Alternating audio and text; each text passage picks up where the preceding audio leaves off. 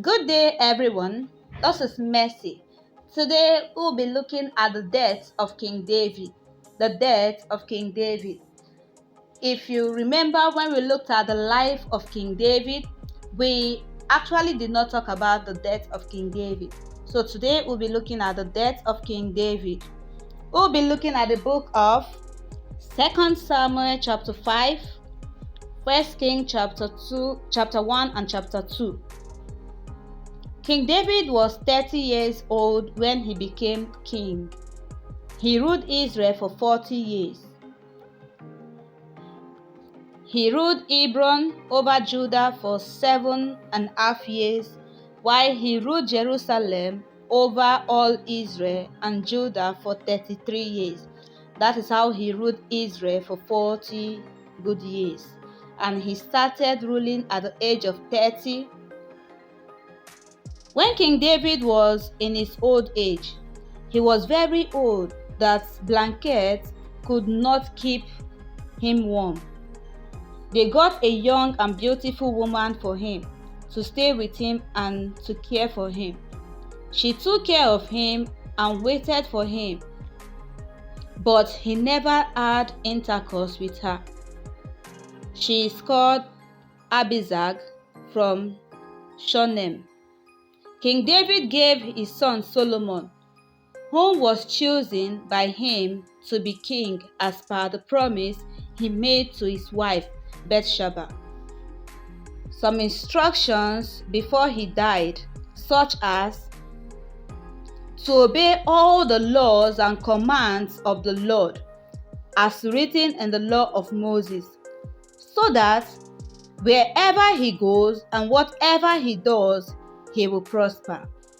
Secondly, to ensure Joab, one of his army commander, does not die a natural death for killing two of his innocent commanders, that is, Amasa, who was chosen to replace Joab, and Abner, who killed Joab's younger brother in self-defense.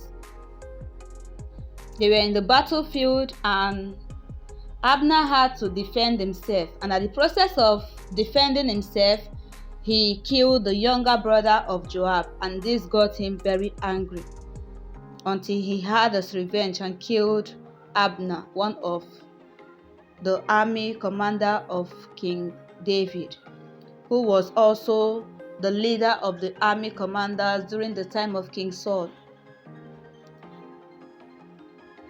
Now, King David was very angry because he was the one who bear the responsibility for what Joab did and also suffered the consequences.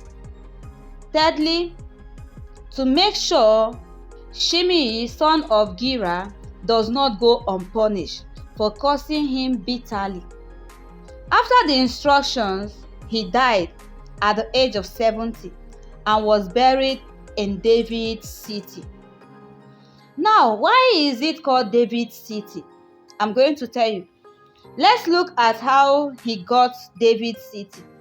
When King David and his men went to attack Jerusalem, the Jebusites who lived there thought that David would not be able to conquer the city. They insulted him by saying, "You will never get in here. Even the blind and the crippled could keep you out." King David and his men conquered them and captured their fortress of Zion and called it the city of David, for he built his own city over there. So that was how he got the city, which he named after himself, David's city.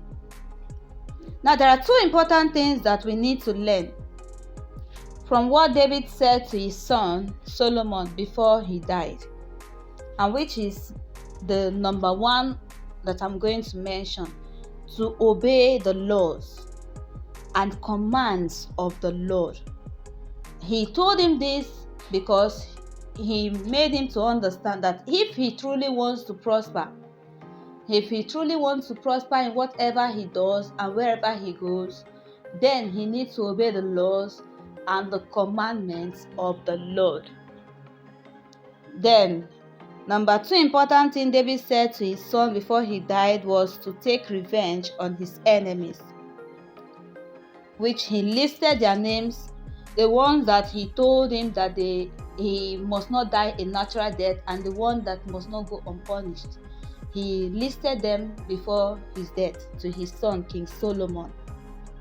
And King Solomon fulfilled his father's last wish on his dying bed, just as his father had told him.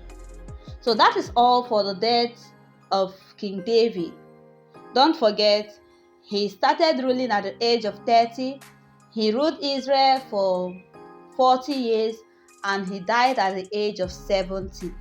Thank you all. Please don't forget to subscribe to my YouTube channel and also like and follow my Facebook page, M Channel. I love you all.